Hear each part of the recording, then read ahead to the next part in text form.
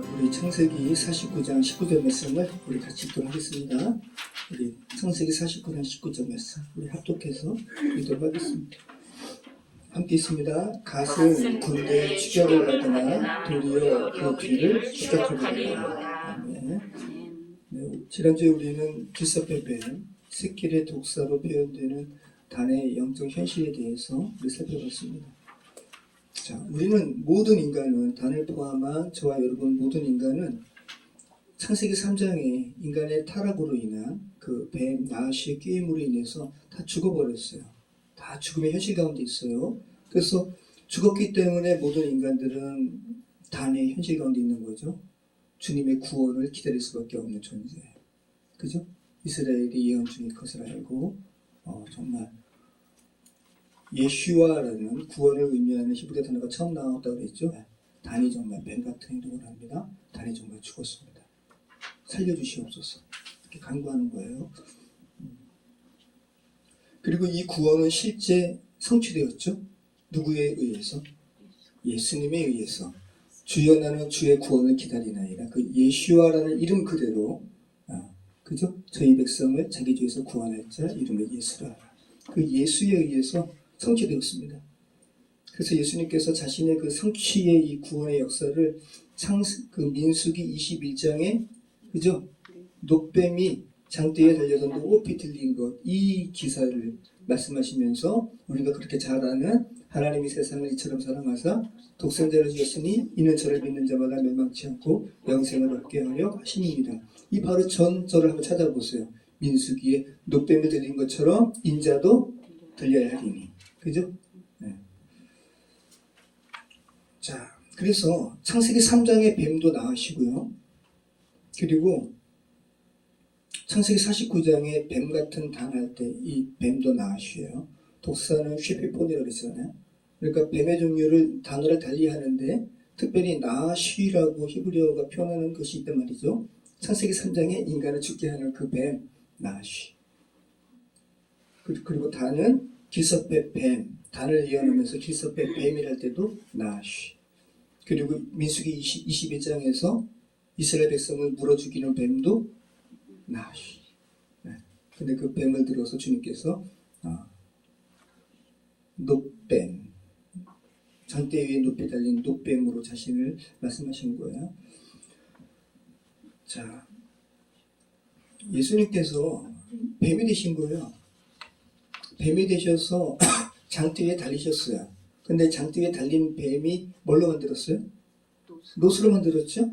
노시, 네오쉐트인데 우리말로는 노스로 번역했는데 성막, 우리가 지금 레위기 말씀 나눴잖아요. 앞으로 이제 많이 나올 건데 성막에서 번제단 그리고 놋대야 물두멍 다 노스로 만들었어요. 노스는 처벌을 의미해요. 그래서 인간의 그 죄를 속하는 그 대상물들이 다 그 노스로 만든 것 위에 처리된 거예요. 하나님의 진노예요. 처벌을 의미하는 그 금속이 놋입니다. 그래서 하나님께서 불뱀에 물려 죽는 이스라엘 백성들이 모세에게 원망하고 또 하나님께 중보해달라고 하니까 모세가 중보하잖아요. 하나님께서 뭐 하라고 그러세요? 놋으로 뱀을 만들어 장대 위에 매달아라. 그것을 보는 자마다 살리라. 그죠? 그럼 여러분 이건 말도 안 되는 거거든요. 이스라엘 백성들은 아마 모세가 그런 답변을 하나님께서 하셨어라고 제시했을 때 어떤 사람은 무슨 말도 안 되는 소리 하냐고 약 달라고. 그죠? 그런 사람이 있었을 거예요. 그런 사람들은 놋으로 만든 뱀 쳐다보지 않았겠죠? 쳐다보고 싶지도 않아요. 왜? 자기를 물어 죽이는 뱀의 형상이니까. 누가 자기를 죽이는 것을 보고 싶어요? 보고 싶지도 않죠. 그죠? 그런 사람은 죽었어요. 근데 모세의 말을 듣고 정말 쳐다본 자 살았어요. 여기서 쳐다봤을 때 그 쳐다보다라는 것은 그냥 단순한 봄이 아니에요. 그냥 물리적으로 그냥 힐끗 보는 게 아니라 저 놋으로 만든 뱀이 뭐지? 나와 무슨 관계지? 예수님의 십자가라는, 그쵸, 일반 사람들은 그냥 예수님의 십자가를 그냥 피상적으로 봐요. 그냥 본다고, 물리적으로.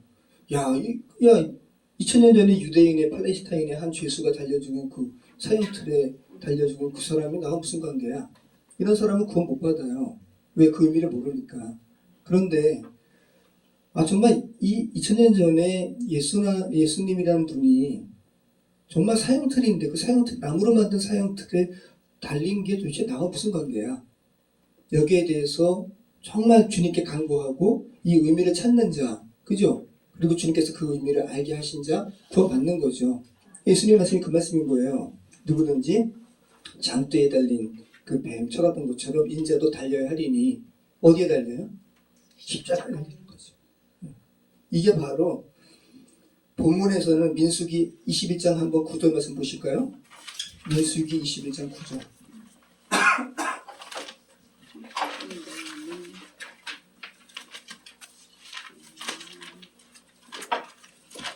민수기 21장 9절.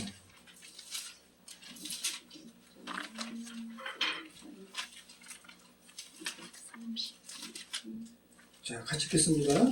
모세가 노뱀을 만들어 장대 위에 대니 뱀에게 물린 자가 노뱀을 쳐다본 즉 모두 살더라. 예, 여기서 이 쳐다본 즉 하는 게 그냥 단순히 보는 게 아니라 주의 깊게 살펴보는 거예요.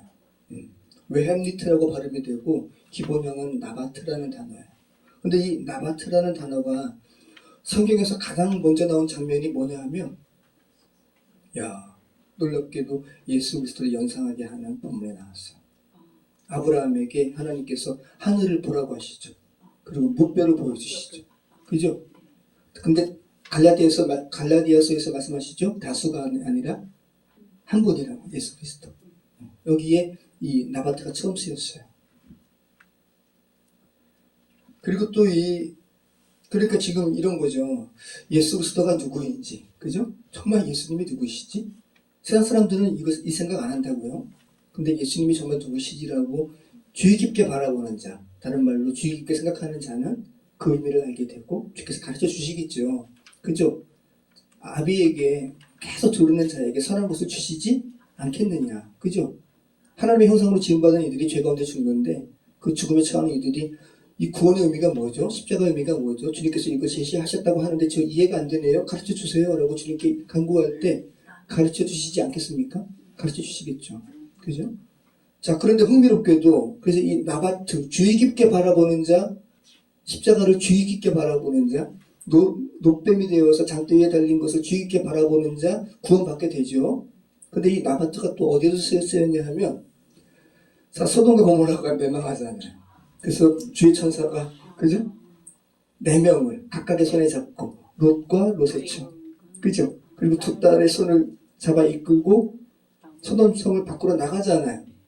그리고 원래는 아브라함이 있는 산으로 가야 되는데 롯이 너무 멀어 보이니까 저기 가까운 성 소아성으로 가게 없어서 그러니까 허락을 해요. 소아성까지 이제 뛰어가는 거예요. 근데 롯의 처가 마지막에 아쉬운 거예요. 이거 너무 두고한 게 너무 많은 거예요. 그래서 뒤를 돌아봤어요. 소금기둥 되어서 죽었죠. 멸망당했죠. 롯의 처가 주의 깊게 바라본 것도 나같아요. 참 놀랍잖아요. 우리가 다 무엇을 주의 깊게 바라보는가? 대다수가 멸망에 처하는 것들을 주의 깊게 바라봐요.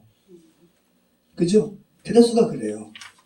근데 소수의 구원받은 자들은 주의 깊게 예수님을 바라본다고요.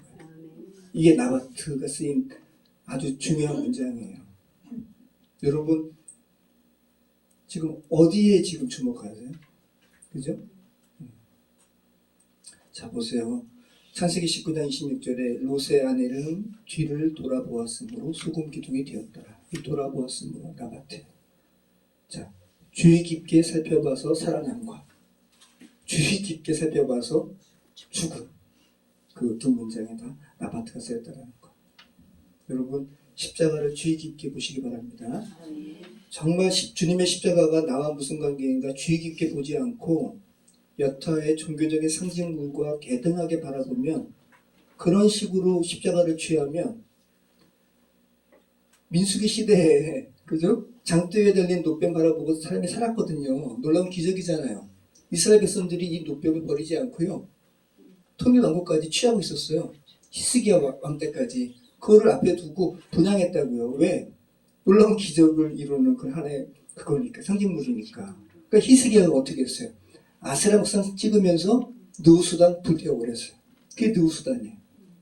그러니까 우리가 십자가를 누수단처럼 바라보는 이들도 있겠죠? 그러면 안 된다는 거예요. 그죠? 정말 주의 깊게 나바트 하셔야 되는 거예요. 그 의미가 무엇인지. 자, 구원받은 자는 신약의 표현으로 살리심을 받은 자는 정말 그래서 엄밀히 얘기하면 어떤 교회는 외형으로 보니 십자가 없잖아요. 그죠? 이건 누수단처럼 바라볼 수도 있기 때문에 어떤 교회는 십자가 없어요. 자, 우리가 십자가 세워진 교회, 십자가도 또 물리적으로 교회임을 알려야 되기 때문에 세우기도 하지만, 근데 정말 우리가 구원받는 것은 외형적으로 세워진 십자가 때문에 구원받아요? 아니에요. 여러분 안에 세워진 십자가 때문에 구원받는 거예요. 내 안에 십자가가 세워졌기 때문에, 그죠?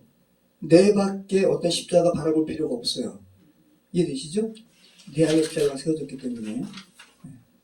그래서 내 안에 세워진 십자가, 나와 함께 죽으신 예수 그리스도의 그 죽으심이 무엇인가 계속 살피는 자, 주의 깊게 나바트하는 자, 큰 구원받습니다. 자, 우리는 모두 구원 기다리는 존재입니다. 오늘 말씀 나누도록 하겠습니다. 우리 19절 말씀 같이 읽겠습니다. 갓은 군대의 추격을 받으나 도리어 그 뒤를 추격하리로다. 예. 이제 다시 단을 이은 이스라엘의 예언이 계속되고 있습니다. 자, 여호와여 나는 주의 구원을 기다리나이다 라는 이스라엘의 외침에 이은 기사입니다. 단은 군대의 추격을 받으나 도리어 그 뒤를 추격하리로다. 어떤 의미가 느껴지세요? 단이 아니라 갓. 내 단이라고 그랬어요? 갓은 군대의 추격을 받으나 도리어 그 뒤를 추격하리로다. 자, 갓은 군대의 추격을 받으나 도리어 그 뒤를 추격하리로다. 어떤 의미가 느껴지세요? 군대끼리 싸우는 전투가 느껴지시죠? 이기고 지고 백병전 같은 거, 그죠? 그러니까 치열한 전투를 이야기하는 거예요. 자, 갓은 군대의 추격을 받는다라는 것은 뭐예요? 쫓기는 거죠. 근데 도리어 그 뒤를 추격하리로다 라는 건 뭐예요? 이제 역전해서 승리하는 거예요. 그죠? 그러니까 갓에 대한 예언은 단과는 다르죠. 정말 놀라운 축복의 예언인 거예요. 그런데 이것이 이름처럼 예언한 거예요. 자, 갓은 누구의 아들이에요? 실바의 아들이에요. 레아가 이제 여러분 이제 12아들 다 외우지 않아요? 그럴 것 같은데 자연스럽게. 레아가 루벤, 시므온, 레위, 유다 낳고 그리고 단산되죠. 그리고 태문이 열려지지 않은 라헬이 언니를 시기해가지고 자신의 태문이 닫혔으니까 자신의 몸종 비라를 남편에게 줘서 단과 납달리 낳고, 그죠? 그러니까 그 레아는 이걸 시기할 필요는 없잖아요. 왜냐하면 자기는 자기의 몸으로 4명이나 낳았잖아요. 그런데 정작 자기의 동생 라헬은 자기 몸에서 난 것도 아니고 몸 좀 통해서 자신의 아들의 절반의 수만 낳았으면 그냥 가련하게 생각하고 그냥 괜찮잖아요. 그죠? 그렇게 해도. 근데 레아는 이 여종의 아들이니까 곧 주인의 자식인 거나 마찬가지죠. 그러니까 지금 라헬이 자기를 추격하는 것처럼 느끼는 거예요.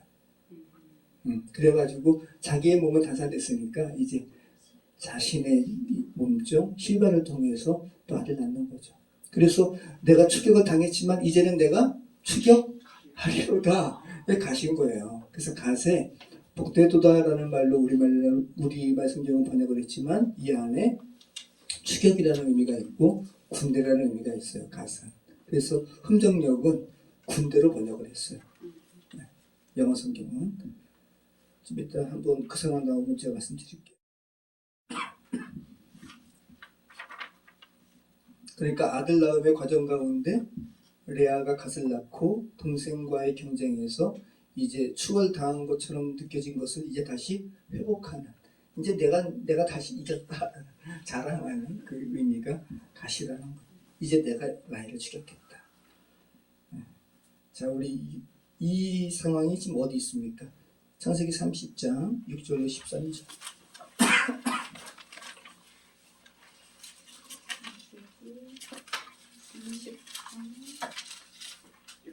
창세기 30장 6절로 13절.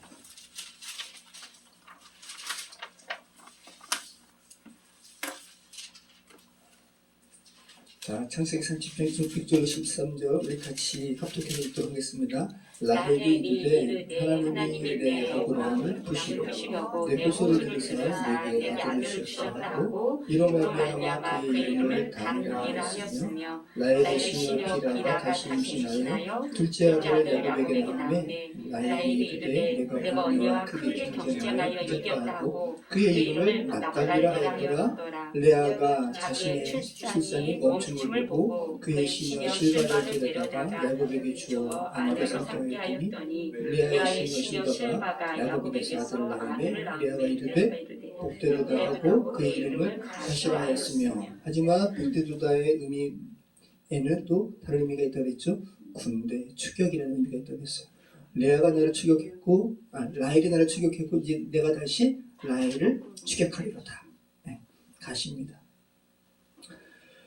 그래서 대다수의 한글 성경과 영어 성경은 복되도다라는 의미의 영어 히브리어 의미죠. 근데 영어 성경도 포춘으로 행운 이렇게 번역을 했는데 흥정력 킹 제임스 버전은 군대로 번역을 했어요. 트룹 TROOP 군대로 번역한 거예요.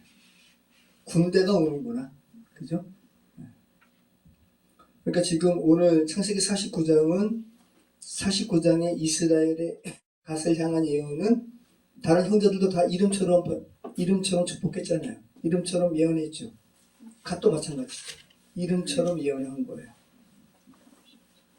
비록 아들 낳음에 대한 인간적인 경쟁 의식으로 이름을 부여받은 갓이지만 하나님은 이제 이름을 통해서 갓을 축복하고 있어요. 너는 용맹스러운 군대가 될 거야.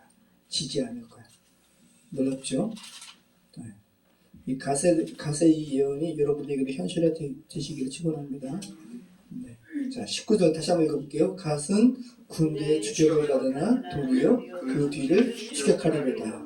여기서 다 기읍 발음 나요. 기읍 발음 우리말로 네, 긴멜 발음 납니다.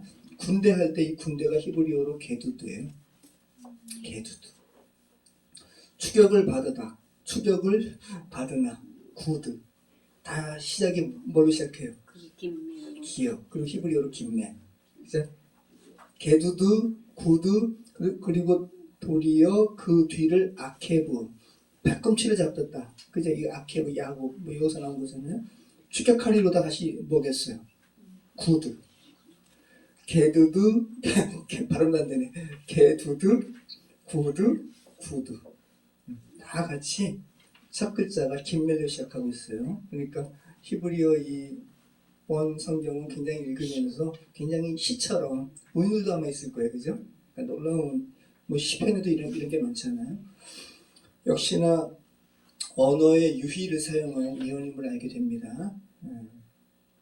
그리고 추격을 받으나 도리어 그 뒤를 공격할 것이다. 추격할 것이다. 이것은 창세기 3장의 타락의 기사를 그죠? 극복하는 원시복음을 연상하게 하죠. 여자의 후손은 너의 머리를 으깰 것이다. 박살낼 것이다. 창세기 3장의 복음과 맥을 같이 하고 있음이 느껴집니다. 창세기 49장은 항상 창세기 3장의 타락의 기사를 극복하고 있어요. 자, 이제 갓에 대해서 하나님께서 이스라엘을 통해서 군대에 대해서 말씀하시는 거예요. 자, 군대. 여러분, 군대의 존재 목적은 뭐예요? 승리예요, 승리. 지기 위해서 군대에 존재하는 건 없어요. 승리하기 위해서 존재하는 거죠. 그럼 여러분이 그리스도의 군사로 부름을 받은 것은 승리하기 위해서 부름받은 거예요. 지기 위해서 부름받은 게 아니라. 하나님께서 출애굽시킨 후에 400년 동안 이집트에서 노예 생활을 했던 이스라엘 백성이니까 얼마나 오합지졸이에요. 그죠? 근데 그들을 출애굽시키시면서 뭐라고 지칭하세요? 군대라고 지칭하세요. 그리고 군대로 만들어 가세요. 광야 40년 동안. 여러분 자신이 지금 군대인가 한번 생각해 보세요. 정말 군사인가. 그래서 민수기에 그 이스라엘의 행진이 그냥 소풍 가는 게 아니에요. 군대 행진이에요. 성막을 중심으로 이스라엘 12지파가 내면으로 진을 두르고 그리고 성막이 출발하면 또 그 진이 출발하고 군대 행진이에요. 깃발 있고 각 지파별로 상징적인 깃발하고 그러니까 삼국지랑 똑같은 거예요. 전투죠, 전투. 여러분 대다수는 여성이라 한국에서 여성은 의무적으로 군대 가지 않잖아요. 근데 이제 자원해서 군대 가는 여성들도 있죠. 그래서 우리는 일반적으로 군대를 경험한 여성 그리스도인이 아니면 여성들은 솔직히 성경에서 말하는 그리스도 군사의 의미에 대해서 잘 몰라요. 좀 피상적일 수밖에 없어요. 네. 그래서 말은 우리가 그리스도 군대죠 라고 이렇게 기도도 하고 막 용맹스럽게 기도하지만 정작 어려움이 닥치면 그리스도 군사처럼 못해요. 왜? 군대가 의미하는 바가 뭔지 모르니까. 피상적인 거예요.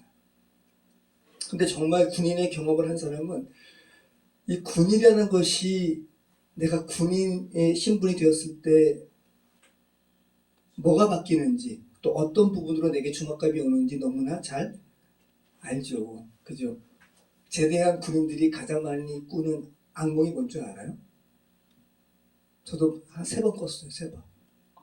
제대한 군인들이 가장 많이 꾸는 악몽 뭐겠어요? 기상. 군대 다시 가는 거. 꿈에서. 꿈에서요? 꿈에서 제가 나 분명히 제대했는데 뭐가 설계가 잘못됐다고. 근데 너무 억울하고. 근데 이제 게임 무렵에 이거 꿈이구나. 다행이다. 그저께는 집사님도 그런 꿈 꿔보셨어요? 저 한 3번 꿨어요. 3번. 와. 제대했는데 다시 그 군대 다시. 자, 그런데 왜 군대에 가는 꿈을 다시 가는 꿈을 끔찍히 여길까? 군대는 명령에 따라 움직이는 조직 사회이기 때문에 그래요. 근데 죄된 인간들은 명령에 따르기 싫거든요. 근데 왜 명령에 따라야 될까? 죄된 세상에서 왜 하나님께서 죄된 세상에서 죄로 인해서 죽은 이들을 회복시키시면서 하나님의 군대로 왜 이끌어 가실까? 군대라는 것은 명령체계에 복종하는 그러한 조직 속으로 들어가는 건데 명령에 따르지 않으면 죽으니까. 근데 사회에서 20년 넘게 자기 마음대로 살아온 청년들이 이 명령과 조직이라는 군대 문화에 적응하기가 어렵죠. 그러니까 여러 사고가 나는 거예요. 총기 사고도 나고. 그래서 얼차려하는 거예요. 얼차려가 육체적으로 가혹하게 하는 게 목적이 아니라 정신 안 차리는 사고 나기 때문에. 그래서 제일 처음에 군인들 훈병이라고 그러잖아요. 저도 군대 갈 때 상공역 보충대에서 하룻밤 자거든요. 그때는 이름으로 안 불려요. 장정이라고 불려요. 장정. 하나도 장정 같지 않은데 몸도에서 근데 장정이라고 불려요. 그 첫날 밤이 지금 승덕이들도 경험했잖아요. 너무 길어요. 너무 길어요. 막 한 수십 년 지나가는 것 같아요. 그리고 그 다음에는 훈병으로 불려요. 훈련병. 훈련병으로 한 얼마 동안 훈련하는 거예요. 훈련병으로 이제 몇 주 동안 훈련 받잖아요. 가장 기본적인 훈련이 뭐예요? 제식 훈련. 발 맞춰서 왼발에 박자 맞춰가지고 그렇지 않으면 줄이 비틀비틀. 그렇게 제식 훈련하지 않으면 왼발 박자 안 맞추면 4분 5열 삐뚤빼뚤. 군대 아니라 내 당나라 군대 되는 거죠. 자, 부대에서 연병장에서 모여서 행사하거든요. 행사. 근데 일반적으로 태극기에 대해서 경례할 때는 충성하면서 총 이렇게 하면서 충성하는데 오전에 하는 어떤 행사에서는 그 행사만큼은 태극기에 대하여 경례 이렇게 할 때 충성하면 안 돼요. 근데 신병들은 태극기하면 경례하면 충성이 이게 습관화되어 있기 때문에 그 행사 때는 충성이라 하면 안 되는데 이런 소리가 막 들리는 거죠. 그럼 이제 기합 받으니까. 그래서 이제 고참들이 이 지혜를 짠 거죠. 그 행사가 일정하니까 이제 태극기에 대하여 경례하기 그 한 30초 전부터 저기 앞에 그 지휘하는 데서 들리지 않게 그 주변에서만 신병, 특별히 신병이 있는 그 주변에서는 아주 작게 그렇게 해가지고 통과한. 그러니까 얼마나 긴장해야 돼요. 이게 군대예요. 그러니까 제대할 날만 기다리는 거죠. 어떤 사람들은 들어가자마자 제대 날짜 계산하다가 고참이 야 너 제대 날짜 얼마나 남았어 했을 때 그 대답하면 진짜 맞기도 하고 지금 어떤 어플도 있다면서요. 제대 날짜 바로 나오는 어플도 있어요.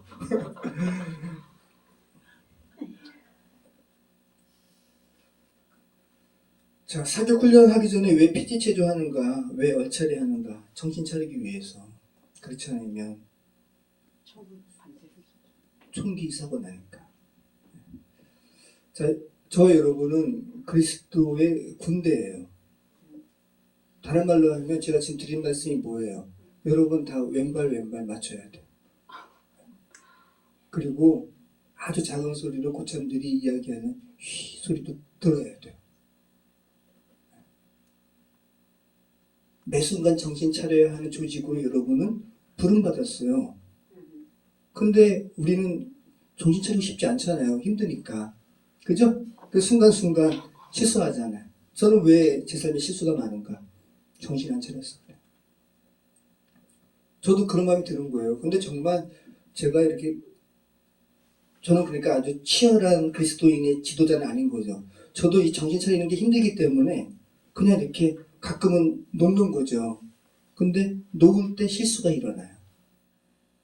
요번에 금요일에 목회 컨설팅 목사님께서 오셨잖아요. 정말로 옷만 그 목회 컨설팅 연구소에 그 잠바를 입으셨지 정말 군인 같아요. 장교 같아요. 긍정적인 성공을 하는 사람들은 다 그만한 이유가 있어요. 기독교적인 그 성공을 하는 사람들, 기독교적인 긍정적인 성취를 이룬 사람들. 자, 우리가 죄된 육신 가운데 매여 있기 때문에 여러 환경 가운데 얽매일 수 있잖아요. 그리고 여러 육체적인 아픔 가운데 눌릴 수 있어요. 그죠? 응? 마음적으로 아플 수 있어요. 그런데 그리스도인은 군사잖아요. 응. 가세 예언이 저와 여러분에게 현실화되어야 돼요. 추격을 받으나 도리어 추격하리로다. 우리가 어떻게 군인으로 승리할 수 있는가? 어리 차려져야 돼요. 정신 차려야 돼요.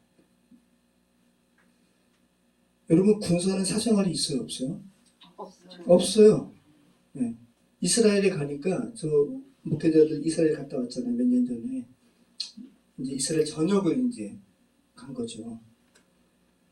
요단강 쪽에 갔는데 이스라엘의 여성 군인들이 있는 거예요. 총 메고. 키도 자그마해요. 한 20대 초반인 것 같아요. 근데 우리는 관광으로 갔잖아요. 그들이 보기에는. 물론 우리는 이제 하여튼간 성지순례학한 거지만 그들이라고 왜 옷 벗고 그 더운 날에 이스라엘 군인 제복 입고 총 들고 그러고 싶겠어요? 군인이니까 사생활 없는 거죠. 바울이 디모데에게 그 이야기 하는 거예요. 군인은 자기 생활에 얽매이지 않는다고. 디모데후서 2장 1절로 4절 한번 보시죠. 디모데후서 2장 1절로 4절 같이 읽겠습니다. 내 아들아, 그러므로 너는 그리스도 예수 안에 있는 은혜 가운데서 강하고 또 내가 많은 증인 앞에서 내게 들은 바를 충성된 사람들에게 부탁하라. 그들이 또 다른 사람들을 가르칠 수 있으리라. 너는 그리스도 예수의 좋은 병사로 나와 함께 고난을 받으라. 병사로 복무하는 자는 자기 생활에 얽매이는 자가 하나도 없나니 이는 병사로 모집한 자를 기쁘게 하려 함이라. 이게 군인이에요. 군인으로 기름 부름 받았는데 자기 생활 자꾸만 이야기하면서 저는 그때 못 가요 하면 이게 어떻게 군인이에요. 그죠? 이 모습이 군인인 거예요. 자, 민수기의 지파별의 개수가 나오고 요한계시록에 12,000이요 하는 이 상징적인 수의 개수가 의미하는 바가 뭐예요? 너희들은 군대라는 거예요. 군대. 그리고 그 그리스도의 군대에게 있어서 주기도문의 기도의 내용이 성취되는 거예요. 하늘에 계신 우리 아버지요, 이름이 거룩히 여길 받으시오며 나라의 임하옵시며 뜻이 하늘에서 이룬 것 같이 땅에서도 이루어지이다. 이게 이 헬라어의 원문의 의미는 뭐냐 하면 하나님의 뜻이 하늘의 뜻이 하늘에서 그냥 하나님께서 다 이루어 주세요. 그리고 땅에서도 이루어지게 해주세요. 이게 아니라 아버지의 뜻이 하늘에서 이룬 것처럼 이미 이루어졌잖아요. 아버지 나라에서는. 그 아버지의 뜻을 이 땅 가운데 제가 이루겠습니다. 그러면 제가 아버지의 군대잖아요. 제가 아버지의 명령 받고 이 땅 가운데서 아버지의 뜻을 하늘에서 이룬 것처럼 이 땅 가운데 제가 성취하겠습니다. 그러면 저 아버지의 군대잖아요. 그럼 저 일용할 양식 주세요. 그죠? 군인이 뭐 자기가 의식주 해결합니까? 그 기도거든요. 그리스도의 군대에게, 그리스도의 군사에게 주기도문은 현실화되는 거예요. 자, 여기 주부에 올려놓은 지도를 보시면 갓제파가 지금 어디에 지금 땅을 분배받았습니까? 요단강 동편이잖아요. 그죠? 그리고 굉장히 광활해요. 그리고 되게 낙농하기도 좋은 땅이래요. 좋은 땅입니다. 그래서 루벤 지파와 갓 지파가 이 목축할 이 가축대가 너무 많은 거예요. 그래서 이제 요단강 건너서 전복 전쟁해야 되는데 이 땅 너무 좋아 보이니까 달라고 했어요. 모세에게. 그러니까 모세는 제일 처음에 아까 우리 찬송 부른 거 있죠. 다른 사람들 어찌든지. 그죠? 그 다음에 남들은 다 전쟁 나가려고 하는데 너는 쉬려고 하냐? 이 내용이 있었잖아요. 모세가 이러는 줄 알고 가데스 바네아 사건을 말하면서 그때 여호수아 갈렙 외에 너희 그렇게 해가지고 다 죽었다. 이렇게 경고하거든요. 이야기 듣고 아닙니다. 우리 처대에다 두고 우리 싸움에 동참하겠습니다. 그러거든요. 그리고 다시 전복 전쟁을 이룬 다음에 여호수아가 그래서 여호수아서는 전쟁도 전복 전쟁이지만 나머지 반은 분배하는 거예요. 그 내용. 그래서 분배 받은 거예요. 갓제파의 땅을. 그래서 자, 이 갓제파가 이 땅을 받게 되는 부분에 대해서 모세가 예언하는 게 있거든요. 신명기 33장 20절, 21절까지 한번 보시죠. 신명기 33장 20절로 21절.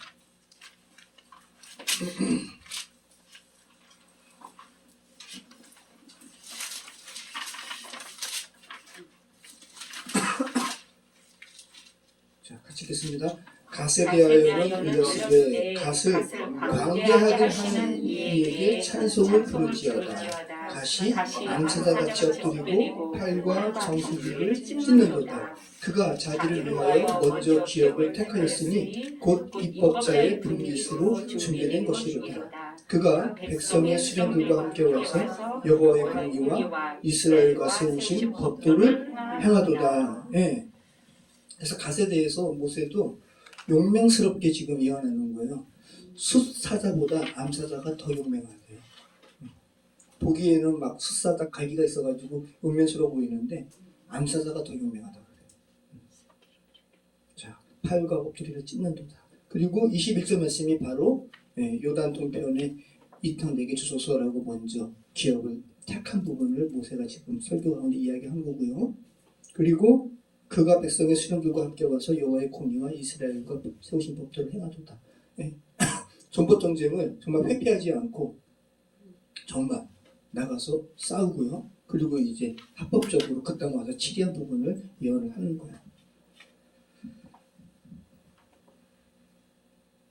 자, 근데 아까 드린 말씀처럼 먼저 루벤 지파와 갓 지파가 모세에게 이 땅 달라고 이야기했을 때 모세는 너희들이 이스라엘의 군대 사기를 저하시켜, 그죠? 그러면서 경고했었죠. 삼국지 읽어보시면 여러분 사기 저하시키는 행동에 대해서 읍참마속이라는 말이 있잖아요. 정말 눈물을 머금고 마속이라는 사람이 그 군대의 사기를 저하시키는 행위를 하니까 그 장수가 누군지 모르겠는데 눈물을 머금고 그 부하 장수의 목을 베어버리는 거예요. 여러분 이순신 장군에 대한 그 명량 또 뭐 보면 이순신 장군이 막 왜군의 그 엄청난 그 공세에 막 어떤 병사가 막 너무 눌려가지고 막 보고보고 떨면서 그죠? 막 그러버리니까 이순신 장군이 그 인자한 아주 훌륭한 장군이죠. 그런데 목을 그렇게 베어버리죠. 왜냐하면 이거는 전염되기 때문에. 사기를 저하시키는 거는 여러분 전염돼요. 순간적으로. 군대에서는 그래서 전쟁에 앞서서 사기 저하시키는 행위는 직결 처분하는 거죠. 자, 모세가 그런 줄 알았어요. 그 내용이 여기 있어요. 한번 읽어볼게요. 민수기 32장 13절로 27절까지 한번 읽어볼게요. 자, 이게 지금 이제 모세가 그 이야기 듣고 이제 오해한 거예요. 오해해가지고 이제 가데스 바니아 사건을 지금 언급하는 거예요. 같이 읽겠습니다. 여호와께서 이스라엘에게 진노하사 그들에게 40년 동안 광야에 방황하게 하셨으므로 여호와의 목전에 악을 행한 그 세대가 마침내 다 끊어졌느니라. 보라, 너희는 조상의 대를 이어 일어난 죄인의 무리로서 이스라엘을 향하신 여호와의 노를 더욱 심하게 하는도다. 너희가 만일 돌이켜 여호와를 떠나면 여호와께서 다시 이 백성을 광야에 버리시리니 그리하면 너희가 이 모든 백성을 멸망시키리라. 그들이 모세에게 가까이 나와 이르되 우리가 이곳에 우리 가축을 위하여 우리를 짓고 우리 어린 아이들을 위하여 성읍을 건축하고 이 땅에 원주민이 있으므로 우리 어린 아이들을 그 견고한 성읍에 거주하게 한 후에 우리는 무장하고 군대예요. 이스라엘 자손을 그곳으로 인도하기까지 그들의 앞에서 가고 그 선봉장이 된 거예요. 그래서 정복전쟁 이끄는 거예요. 이스라엘 자손이 각기 기업을 받기까지 우리 집으로 돌아오지 아니하겠사오며 우리는 요단 이쪽 곧 동쪽에서 기업을 받았사오니 그들과 함께 요단 저쪽에서는 기업을 받지 아니하겠나이다. 모세가 그들에게 이르되 너희가 만일 이 일을 행하여 무장하고 여호와 앞에서 가서 싸우되 너희가 다 무장하고 여호와 앞에서 요단을 건너가서 여호와께서 그의 원수를 자기 앞에서 쫓아내시고 그 땅이 여호와 앞에 복종하게 하시기까지 싸우면 여호와 앞에서나 이스라엘 앞에서나 무죄하여 돌아오겠고 이 땅은 여호와 앞에서 너희의 소유가 되리라마는 너희가 만일 그같이 아니하면 여호와께 범죄하리니 너희 죄가 반드시 너희를 찾아낼 줄 알라. 너희는 어린아이를 위하여 성읍을 건축하고 양을 위하여 우리를 지으라. 그리하고 너희의 이 말한 대로 행하라. 갓 자손과 루벤 자손이 모세에게 대답하여 이르되 주의 종들인 우리는 우리 주의 명령대로 행할 것이라. 우리의 어린아이들과 아내와 양떼와 모든 가축은 이곳 길르앗 성읍들에 두고 종들은 우리 주의 말씀대로 무장하고 여호와 앞에서 다 건너가서 싸우리이다. 예. 그리고 이 싸움에 므낫세 반지파도 합세해요. 그래서 전투 같이 해서 나중에 므낫세만 그죠? 므낫세 지파만 요단 동편에도 땅을 할당받고 요단 서편에도 땅을 할당받는 거예요. 이 지도 보면 그렇죠? 므낫세 반지파가 각각 받는 거죠. 그리고 이 갓지파와 르우벤 지파 이렇게 여호와의 군대 선봉장에 서서 싸우는 이 전쟁을 역대상에서 또 기록하고 있죠. 우리 한번 읽어볼게요. 역대상 5장 18절로 우리 20절 말씀 같이 읽겠습니다. 르우벤 자손과 갓 사람과 므낫세 반지파에서 나가 싸울 만한 용사 곧 능히 방패와 칼을 들며 활을 당겨 싸움에 익숙한 자는 44,760명이라. 그들이 하갈 사람과 여드리와 나비스와 노답과 싸우는 중에 도우심을 입었으므로 하갈 사람과 그들과 함께 있는 자들이 다 그들의 손에 들어있으니 이는 그들이 싸울 때 하나님께 의뢰하고 부르짖음으로 하나님은 그들에게 응답하셨습니다. 예. 그 시대 군사 싸움에 이기는 요인이 뭐예요? 여기 나오잖아요. 하나님께 의뢰하고 부르짖을 때 주께서 그들에게 응답하셨습니다. 그런데 이 므낫세 지파가 할당받은 이 지역이 너무 좋은 땅이다 보니 이 지역을 노리는 수리아 또 아수라와 같은 이방 민족과 지속적인 전쟁을 하는 거예요. 그러니까 추격을 받으나 도리어 추격하리로다라는 이 갓에 대한 예언이 계속 갓에게는 반복이 되는 거고요. 그리고 후에 바벨론에 이제 결국은 이제 북이스라엘도 아수리에 멸망당하고 남유다도 그저 바벨론에 멸망당하고 갓지파도 이제 흩어지게 되는데 그래서 이 갓지파 지역에 어떤 족속이 살게 되냐면 암몬 족속이 갓의 예언처럼 계속 추격하고 추격당하는 거예요. 예레미야 49장 1절 한번 보시죠. 암몬 자손에 대한 말씀이라 여호와께서 이와 같이 말씀하시되 이스라엘이 자식이 없느냐 상속자가 없느냐. 이 말감이 뭐냐면 암몬의 우상이에요. 말감이 갓을 점령하여 그 백성이 그 성읍들에 사는 것은 어찌됨이냐. 그럼 어떻게 된 거지 갓자손이? 추격 당한 거죠. 그죠? 근데 다시 영적으로 추격합니다. 에스겔의 환상에 이제 가치파의 그런 지역이 지금 언급되고 있죠. 에스겔 48장 27절로 29절. 자, 같이 읽겠습니다. 스불론 경계선 다음으로 동쪽에서 서쪽까지는 갓의 목이시며 갓 경계선 다음으로 남쪽 경계선은 다말에서부터 유리가 가데스 세벨이고 애굽 시내를 따라 대해에 이르니 이것은 너희가 제비고가 이스라엘 지파에게 나누어서 기업이 되게 했다. 또 이것들은 그분이시니라 주 여호와의 말씀입니다. 네, 가치파의 회복을 다시 예언하고 있죠. 이제 추격하는 거거든요. 추격당한 곳에서 추격을 하는 거예요. 자, 그리고 이 가치파 사람들은 용맹하기도 하지만 또 충직한 사람들이에요. 다윗이 사울에게 쫓겨서, 그죠? 근데 이 다윗은 놀라운 사람인 거죠. 사람들이 막 다윗 왕에게 몰리는 거예요.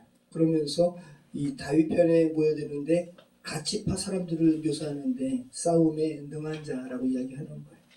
그리고 결국은 가치파 사람들이 다윗을 도와서 왕으로 옹립하죠.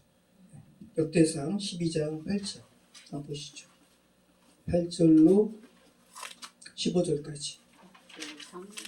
갓사람 중에서 광야에 요새에 이르러 다윗에게 돌아온 자가 있었어요. 충직한 거죠. 다 용사요, 싸움에 익숙하여 방패와 창을 능히 쓰는 자라. 그의 얼굴은 사자같고 빠르기는 산의 사슴 같으니 그 우두머리는 에셀이요, 둘째는 오바댜요, 셋째는 엘리야비요, 넷째는 미스마나요, 다섯째는 예레미야요, 여섯째는 압데요, 일곱째는 엘리엘이요, 여덟째는 요하나니요, 아홉째는 에사오시요, 열째는 예레미야요, 열한째는 막반네라. 이 각 자손이 군대 지휘관이 되어 그 작은 자는 백부장이요 그 큰 자는 천부장이 되니 정월에 요단강 물이 모든 언덕에 넘칠 때 이 무리가 강물을 건너서 골짜기에 있는 모든 자에게 동서로 도망하게 했더라. 다시 추격하는 거죠. 그죠? 네. 자, 그리고 그죠? 이 각 자손 하나님께서 당신의 백성을 완전히 구원하시는 것을 상징적으로 드러내는 성경의 마지막 책 요한계시록 7장에 그죠? 12,000이요라고 계수하는 여기에 가치파가 들어가죠. 다시 한번 읽어볼게요. 요한계시록 7장 4절로 12절. 이건 굉장히 상징적으로 하나님께서 택한 백성을 다 온전히 구원하신다는 것입니다. 논리적으로 취하지 마시고요. 자, 여기서 다시 한번 제외되는 지파가 단 없습니다. 그리고 에브라임이 없습니다. 단과 에브라임 다시 한번 읽으시면서 찾아보세요. 없어요. 그리고 일반적인 지파에서는 없었던 요셉 지파 여기 있습니다. 그리고 레위 지파가 이 안에 들어갑니다. 자, 같이 한번 읽어보시죠. 내가 인침을 받은 자의 7장 4절.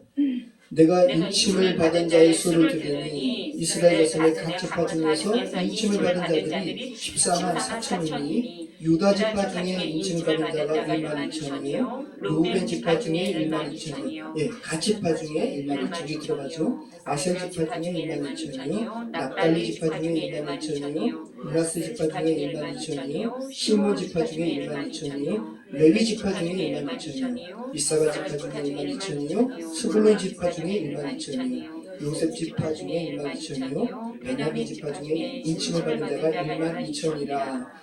이 일 후에 내가 보니 각 나라와 족속과 백성과 방언에서 아무도 능히 셀 수 없는 큰 무리가 나와 흰 옷을 입고 손에 종려가지를 들고 보좌 앞과 어린 양 앞에 서서 큰 소리로 외쳐 이르되 구원하심이 보좌에 앉으신 우리 하나님과 어린 양에게 있도다 하니 모든 천사가 보좌와 장로들과 매생물의 주위에 서 있다가 보좌 앞에 엎드려 얼굴을 대고 하나님께 경배하였는데 아멘. 찬송과 영광과 지혜와 감사와 존귀와 권능과 힘이 우리 하나님께 세습했을지어다. 아멘. 네.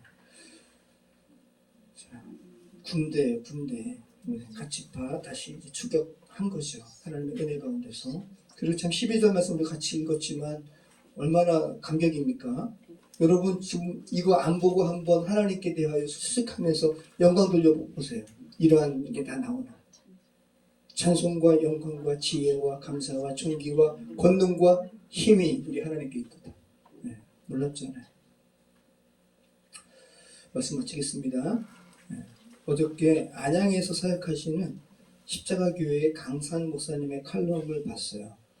너무 타이틀 제목이 강렬해서 읽게 되었는데 제목이 뭐냐 하면 기억하십시오 하나님의 법정을. 강렬하죠. 기억하십시오 하나님의 법정을. 그러면서 이게 어떤 내용인가 제가 읽었는데 문장의 시작도 막 계속 읽고 싶게 했어요. 제가 한 사람을 조사했습니다. 3년 동안. 이 목사님이에요. 굉장히 이분이 삶의 목사님 기뻐요. 이분이 한 사람을 3년 동안 조사했다는 거예요.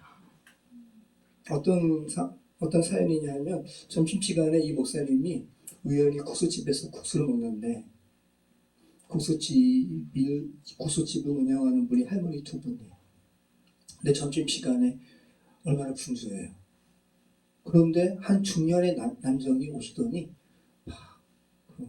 음식물 다 남은 거 이렇게 옮겨드리고 잔반 옮겨드리고 그 분주한 가운데 그러한 인력이 있으면 얼마나 그래서 야 현재 시대에도 이런 분이 있는가 하면서 이렇게 유심히 봤다라는 거죠. 근데 참 놀라운 것은 여러분이 만약에 식당 그런 일을 하는데 그 바쁜 상황 가운데 근처에 중년 남성이 오셔가지고 그렇게 도와드리면 좋아요 안 좋아요? 안 좋아요? 아 좋죠. 그럼 웃어야 돼요 안 웃어야 돼요? 웃어야 되죠. 근데 이분들이 얼굴이 어두운 거예요. 할머니들이. 그래서 왜 그런가? 이분이 조사를 한 거예요. 조사를 했어요. 그랬더니 알고 봤더니 이 남성 중년분이 그 건물의 다른 점포에서 자기 가게를 가지고 있는 또 상인이에요. 그리고 건물의 상인들의 그 관리비를 취업해가지고 또 관리하는 건물을 대표하는 관리인이기도 해요. 그런데 이분이 또 하는 일도 굉장히 전문적인 일을 요구하는 그 일을 하는 분이라는 거예요. 그런데 이분이 자기 일도 잘 못하고 그리고 관리비로 들어온 돈들도 자기 마음대로 사용해가지고 법적으로 이렇게 좀 문제가 되는 그런 상황 가운데 있는 거예요. 그런데 이 분과 이 분을 주변 상인들이 이미 너무 많이 친해졌어요. 인간적으로. 이해되시죠? 그 두 할머니도 인간적으로 너무 친한 거예요. 인간적으로. 그런데 이 분의 행위는 이게 온전하지 않으니까 어두운 거예요. 도와주지만. 그래서 이분이 오해겠지. 이 목사님께서 오해겠지라고 근데 조사했어요. 네, 사실이에요. 그래서 결국은 법정에 서게 됐는데 근데 이 중년의 남성분이 그랬다라는 거죠. 마지막 그 법정에서 한 말이 법정에 오게 될지는 몰랐지. 이 말을 이분이 목사님 깊은 분이죠. 이 말을 이렇게 하면서 이분이 하나님의 법정을 기억하십시오라고 칼럼을 쓴 거예요. 여러분 이 목사님께서 말씀하시는 거예요. 이 세상은 이런 사람들이 너무 많다고. 진짜 같은 가짜가 너무 많다고. 진짜인 줄 알고 교제하다가 가짜인 줄 알게 되었는데 이미 너무 깊은 인간적인 교제를 나눴기 때문에 정말 쓴소리를 할 수 없는 정말 그분의 실상에 대해서 이야기할 수 없는 상황이 너무 많다는 거예요. 여러분 신앙인도 마찬가지죠. 신앙인도 인간의 삶도 이럴진데 신앙인의 삶은 더 그렇죠. 그죠? 정말 그리스도인은 많다고 하는데 진짜 그리스도인은 너무 없는 거예요. 예수님이 정말 없다고 이야기하는 거예요. 믿음을 가진 자가. 정말 하나님을 사랑한다고 하는데 정말 하나님 사랑하는 자가 너무 없어요. 십자가 목소리로는 막 되뇌이고 많이 외치지만 정말 십자가에 대해서 아는 자가 별로 없어요. 이 강산 목사님이 정말 너무 귀한 분이에요. 정말 우리 같이 새롭교소서 예전에 나온 것도 봤는데 저보다 이렇게 한두 살 아래시거든요. 한두 살 정도. 근데 지독히도 진짜를 추구해요. 지독히도. 그래서 이분 지금 스마트폰 안 써요. 폴더폰 써요. 그리고 차도 없고. 근데 이분의 교단에서 가장 설교를 듣고 싶어하는 1순위가 이분이라는 거죠. 그러면서 어떻게 그렇게 사역할 수 있어요? 라고 물어보면 이분이 하는 정말로 진짜 같은 삶을 사니까 진짜 같은 삶이 아니라 진짜인 거예요. 추구하는 거죠, 그거를. 그러니까 그 묻는 사람들이 막 비웃으면서 그렇게 어떻게 살아요? 현대에서. 그러면 이분이 정말 이러한 하나님의 법정을 기억하십시오라는 이런 부분으로 정말로 궁극적인 부분으로 이렇게 이야기하는 거예요. 여러분 진짜 같아요, 가짜 같아요, 여러분 스스로. 저는 이분의 그 치열함에 저는 진짜 너무 부끄러워요. 정말 이분의 치열함 앞에서 저는 정말 진짜 그리스도인의 논함으로 이분의 치열함 앞에서 저를 비춰본다면 저는 가짜 같아요. 정말 더 치열해져야 될 것 같아요. 여러분 보세요. 사람이 몇 가지만 짚어내도 그 사람의 실상이 드러나죠. 요번에 목회 컨설팅 하면서 그 목사님 오셔가지고 저한테 정말 5시간 동안 이야기 나눈 거니까 얼마나 많은 곳에 짚으셨겠어요. 제일 처음에는 막 제가 당당하게 이야기했어요. 그러다가 몇 가지 짚으니까 목사님 앞에서 제가 너무 부끄럽네요. 우리는 몇 가지만 조사해도 드러나잖아요. 그런데 하물며 하나님 앞에서 여러분 우리가 어떻게 버틸 수가 있을까? 하나님 앞에서 저와 여러분의 실상은 정말 어떨까? 정말 여러분 한번 정말 직분을 다 내려놓고 그리스도인으로서 그리스도 군사라고 하니까 정말 정직하게 한번 하나님의 빛 앞에 여러분 자신을 한번 노출시켜 보시자고요. 진짜로. 나는 정말 진짜가 맞는가? 정말 그리스도인의 군사라고 할 수 있는가? 정말 여러분 한번 여러분의 배우자와 자녀를 조사해 보세요. 진짜 조사해 보세요, 한번. 아직 육신적인 생명이 있을 때 그리스도인이라고 하지만 또 기록에 종교 기록란에 기독교인이라고 하지만 정말로 조사해 보세요. 정말 그리스도인이 맞는지. 그 사실이 지금 육신적인 생명이 있을 때 드러나고, 그죠? 그리고 지금 이 시간에 육신적인 생명이 있을 때 거기에 대해서 자각하고 구원을 강구해야 되는 거 아니에요? 이게 영적 싸움이고 하나님을 의뢰하고 아까 가치파가 싸운 것처럼. 그리고 정말 그들이 정말 사랑하신다면 얼버무리지 말고 당신 지금 가짜라고 이야기해 주세요. 그래야 되는 거 아니에요? 정말 가짜면? 이걸 어떻게 그동안 지내왔던 인간적인 정으로 이건 우리가 뭐라고 그걸 얼버무려요?